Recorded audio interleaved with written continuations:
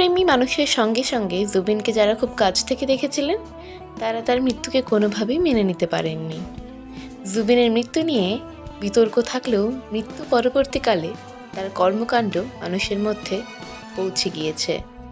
আজ তার মানবধরতী হয়ে ওঠার অজানা কাহিনী শোনার আগ্রহ বেড়েছে। কলকাতা বইমেলাতেও জুবিন আছে, মানুষের মধ্যে, মানুষের ভিড়ে।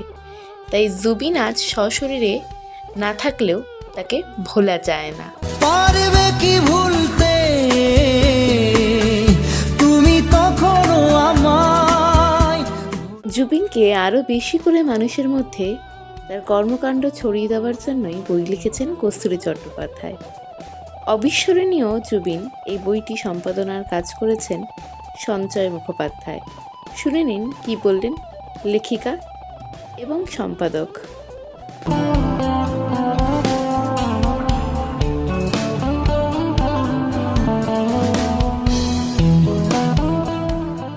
মানব দরদি শব্দটা জুবিন গার্গের মতো মানুষের কাছে খুবই ছোট মনে হয়।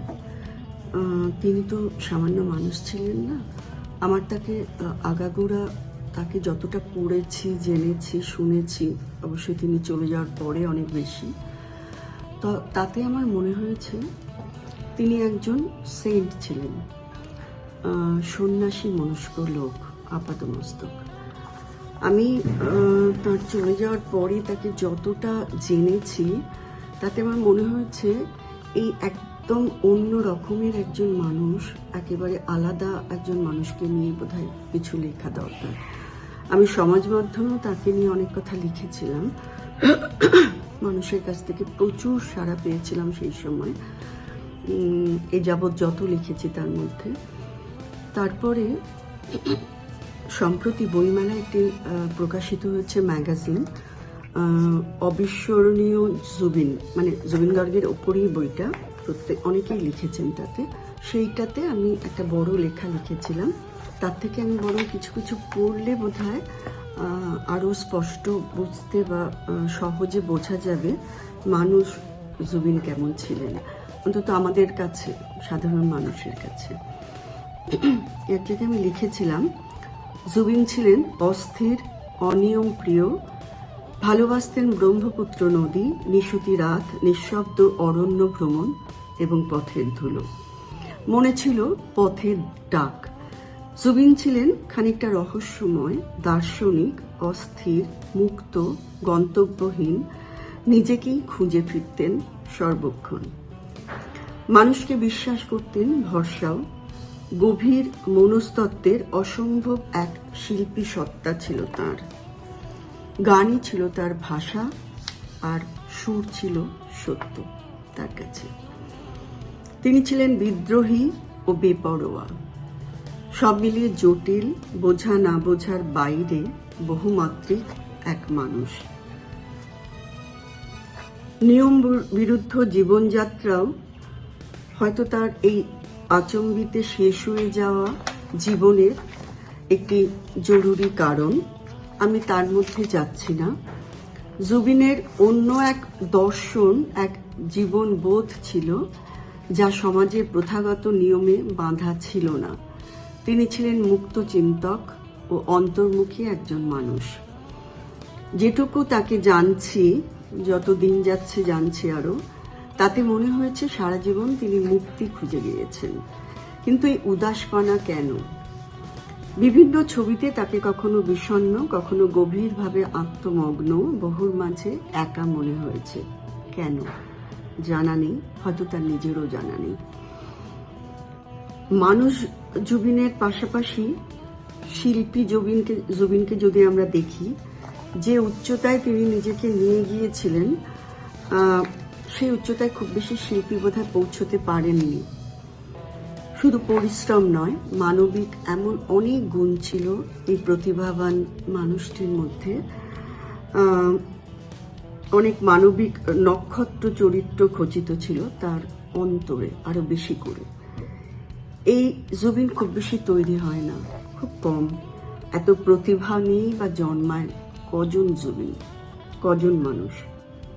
আরো অনেক কথা বলার আছে যেগুলো সবাই এতদিনে জেনে গেছে, তাই নতুন করে বোধহয় বলার কোনো মানে হয় না।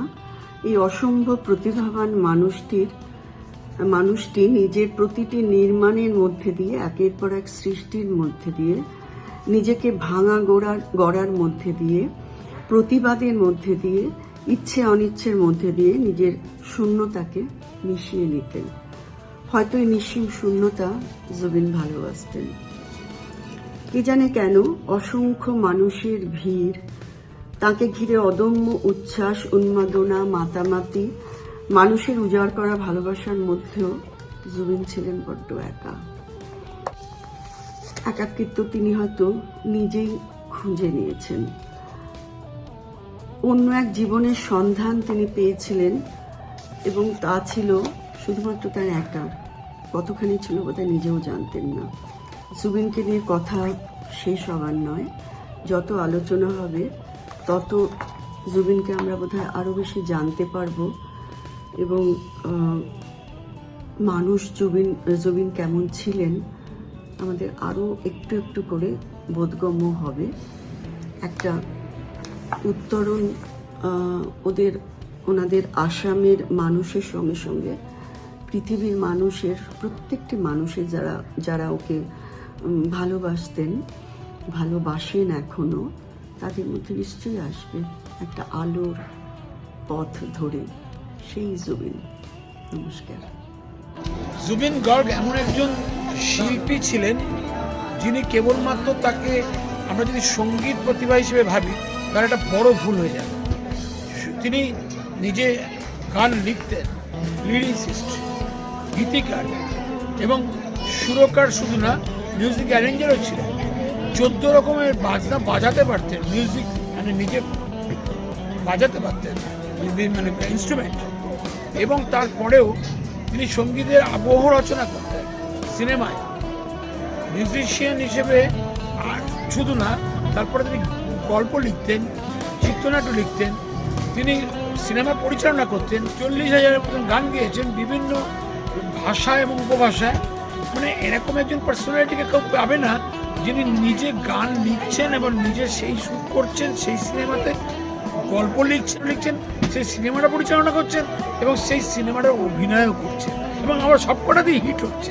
মিউজিশিয়ান হিসেবে তিনি যেমন সারা দেশের ন্যাশনাল অ্যাওয়ার্ডই, আবার তার বইতেও তিনি নায়ক হিসেবে সুপার হিট জনপ্রিয় নায়ক।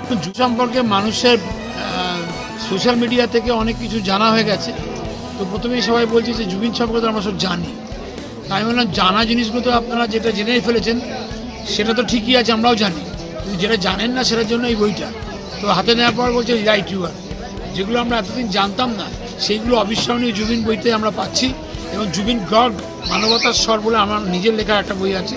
এই দুটো বই যখন তারা দেখছে, তারা একটা আলাদা পার্সোনালিটিকে খুঁজে পাচ্ছে, যে পার্সোনালিটিটা একটা ক্রিয়েটিভ জুবিনের বাইরেও একটা মানুষ জুবিনকে খুঁজে পাচ্ছে। যে মানুষ জুবিন মানুষের পাশে থাকার জন্য ডেডিকেটেড সোল ছিল। সে শুধু জীবনে গান বা সঙ্গীতকে নিয়েই সাধনা করেনি, সে মানুষকে ভালোবেসে সাধনা করেছিল, ভালোবাসার সাধনা। সেটাকে কিন্তু আমরা এই বইতে তুলে ধরতে পেরেছি। বিভিন্ন রাইটাররা তাদের বিভিন্ন দৃষ্টিভঙ্গি থেকে এই অবিস্মরণীয় জুবিনের মধ্যে জুবিনের পার্সোনালিটিকে বিভিন্ন অ্যাঙ্গেলে তুলে ধরেছেন। এবং আসামের যে সোশিও-ইকোনমিক অবস্থার মধ্যে জুবিনের উত্থান, সেখান থেকে জুবিন যেভাবে আসামের জনগণকে এবং যুব সমাজকে উদ্বুদ্ধ করে তাদেরকে ইতিবাচক একটা বার্তা দিতে পেরেছিলেন জীবনে, যেভাবে যে কারণে জুবিনকে তারা মানে সেই বার্তাটা তো ইউনিভার্সাল বার্তা।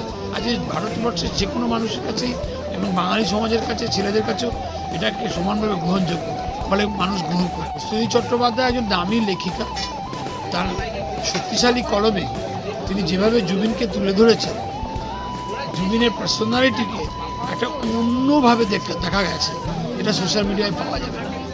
মানে সত্যিকারের জুবিনকে চিনতে গেলে এই ধরনের লেখা পড়তে হবে। জুবিন থাকবে শুধু তার গানে না, তার ভালোবাসা, তার আদর্শের, তার সংগ্রামের মধ্যে দিয়ে।